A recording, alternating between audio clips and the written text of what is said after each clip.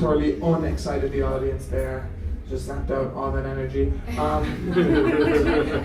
Just left it dead and just kind of morbid, and people are just looking at their wallets like, why is he doing this stuff?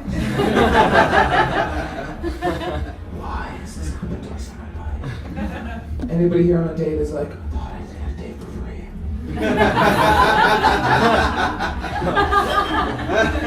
And any girl on a date is like, you better fucking pay out. Better fucking pay. So, guys, without any further ado, our headline act, he's fantastic. Give it up. We're going to start here, actually. If you're over here, you start clapping. You start clapping. You, okay? Then behind you, Jack. We're going along your line. Oh, that was the most unenthusiastic clap. You got water? Well, just connect to it. Do you want to start over here? We're going.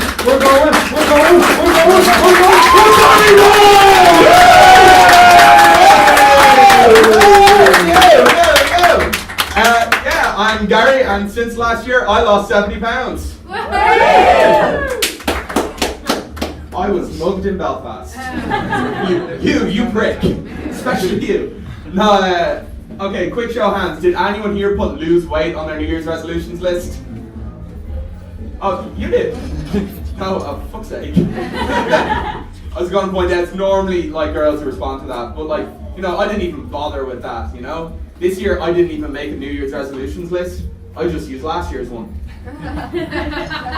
It made it real easy to tick off recycle more. I did try like whole self-improvement thing though, like I started going to the gym, and you know, I was going so often that the staff even had a nickname for me. It was sir, are you lost? I think the gym's a load of bullshit though, because you go in and like, you do what they say, but it still doesn't work. Like I went in on the first day and the dude's like, I'm gonna give you a plan! He's like, yeah, that's great. He's like, we're gonna do 25 deadlifts! I was like, okay, yeah. Then we're gonna do 25 squats! He's like, you're really enthusiastic. And he's like, then we're gonna do 25 crunches! 25 crunchies. A few less than normal, but okay. That's all my fucking gym material. I don't know about the gym. Jesus. Is anyone here from the north side? Oh, you're willing to admit it. I'm from the north side. There's no shame in it. But I'm from the north side, and I'm from Cabra. And for those of you not familiar with it from the news, it's the only place I know that has a tattoo parlor next to a creche. And it's not called Tats for Tots. Just to give you an idea of how shitty this place is, about 4 months ago, a lad was beaten to death with a golf club. Yeah, like, why am I not surprised? It was fucking you clapping. Wasn't me. No, a lad was beaten to death with a golf club, but what was really weird to me was like, there was no reaction, like, no one cared. It was like it was part of the course.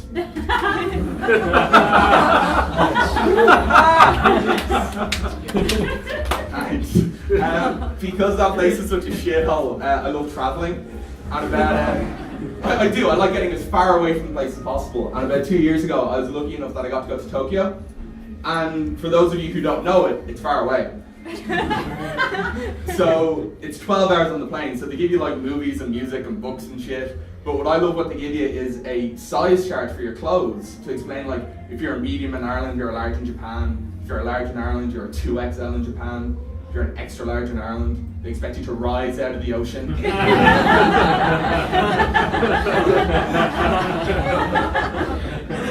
And start attacking Tokyo. My other favourite thing about Tokyo, now this is going to sound fucking weird, but my other favourite thing about Tokyo is the trains. Because if your train is more than 1 minute late, you get a note for work explaining why you're late. Which is amazing. Those of you who live in Dublin know you're not getting a fucking note if your Dublin bus isn't on time. If your Dublin bus is on time, it's because like he was driving through Ballymun and like he ran over the one crippled kid the community actually likes. There's a bunch of knackers running behind him like, you ran over Jimmy Shingles! Fucking get him! I'm a bit harsh on Dublin bus though, because I get it out to college every day because I'm a student, and around Christmas time I was going out to my exams, and like it was freezing, it was like middle of December, and this absolute prick who was wearing a hat, a scarf and gloves goes, "It's too hot," and opened up all the windows. Because what I really needed the whole way out to UCD was to be face fucked by Old Man Winter. And like, do you reckon if Old Man Winter was about to, you know, like finish on your face or whatever, he'd just look really mournfully into the middle distance and say, "Winter is coming."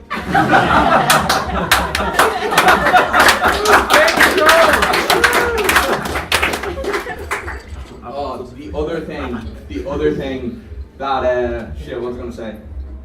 Fuck, it was some other thing. Oh yeah, no, I am a student, and like, people think that, you know, like students, all you do is just like drink all day or whatever, you know, which is kind of true, but it can be really stressful.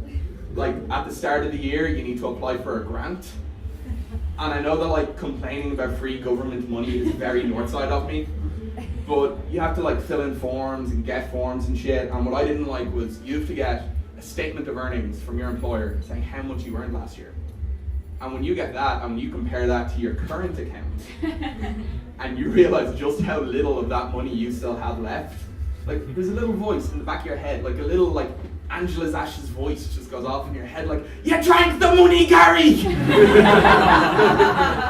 drank the fucking money!" The other really stressful thing is exams. Not the actual taking them, but waiting for your results. Because I go to UCD, and what UCD do is they put your results up at 4 in the morning, and people stay awake until 4 in the morning to get their results online, and I can't hack that shit, because like to me getting your results online at 4 in the morning is a bit too much like being a kid at Christmas. Not because my results are like presents, but I wake up and find out my parents don't love me.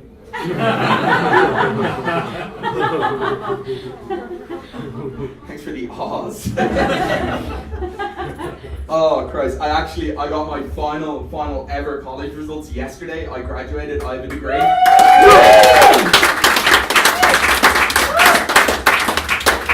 I'm so fucking glad I have amateur comedy to fall back on now. Jesus Christ, I'm not getting the fucking Doyle either. No, I'm in college and I'm single, and like, it's cool though because there's loads of things to like fix your singleness, like Tinder and shit like that. But my favorite thing is there's a dating website for nymphomaniacs who love cheap cheese. It's called Easy Singles. Sorry. I am single, and like the thing is that you don't need like Tinder or like Easy Singles or any of that shit if you have a female friend who's in a relationship. Because as soon as she gets a fella, she turns into Cupid. She's like, "Gary, you should meet my friend." I'm gonna call her Rachel and pretend like I came up with a fake name for her. You should meet Rachel. She's great and she's really, really single. I realize that I'm the bottom of the barrel, and she probably is too. But Rachel's gonna be at my birthday, so you have to fucking talk to her. So the birthday came, and me and Rachel talked, and obviously, like, we didn't hit it off because I wouldn't be telling this joke if we did. but Rachel fucked off, and my friends realizing this swooped in like flies on shit, and were like, "What did you think of Rachel? Isn't Rachel lovely?" Like, no. And one of my friends, bless her, she's one of the poshest people I know. Like, she's so posh she used the word holiday as a verb. I don't know enough to get that. You didn't get that? That's because you're not rich. Don't worry, neither am I. Jesus Christ. No, she's so posh she uses the word holiday as a verb. And she turns around to me and goes, "But Rachel has a pierced vagina!" As if that's what hot lads are looking for. Like I forgot for about 30 seconds that my cock was a metal detector. Like, you know the fucking lore, like the hordes of lads going around coppers, like, fucking the struck oil, you're coming home with me. See, the thing was though, I had no idea how to fucking like parse that information, because that is quite possibly the least romantic sentence that has ever been said. No story has ever been, Daddy, how did you know that Mammy was the one? Well, son, when I first met your mother, I thought she was after rising out of the ocean to attack Tokyo. But when I found out that she had a pierced vagina, the thing is, like, obviously me and El Steelgy didn't get on, and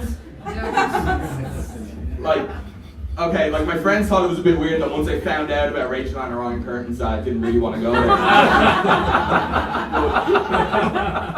As it turns out, I made the right call because Rachel has a tramp stamp, and I'm not one for judging what people do with their bodies, as evidenced by fucking this.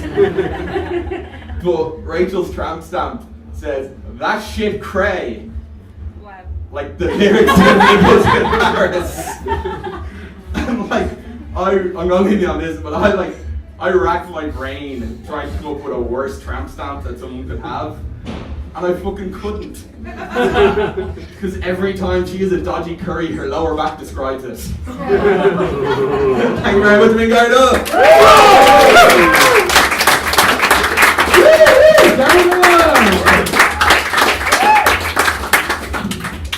Guys, before we close out the show, where's my fucking money? Where is it? Make sure the shit's full. Shake it, shake it. It sounds good. It sounds good. Guys, first of all, there's lots of people I gotta thank. I'm gonna thank all the acts. Guys, everybody performed here tonight. Give them a mega round of applause. A lot of people say that we didn't probably do the best tonight, so huge amount of noise. Thank you to me. Fuck, move on to that shit. No, don't know. Okay, we of course gotta thank the rapists. We gotta thank them. Oh, look at that pose, like that is just like. That's cool. I can't try to say I'm the world champion of raping. You can I'm thank going me to later, it's Brazil. okay. I'm going to win the World Cup. Thank me later after I followed you home. You want to follow me home? On that horrible note. I've been John Spillane. This has been the Filibuster's Comedy Club Dublin. Thank you all so much and good night.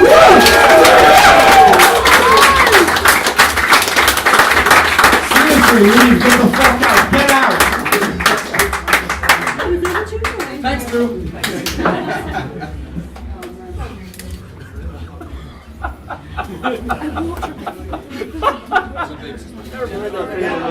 Don't put me in. They're never putting us again.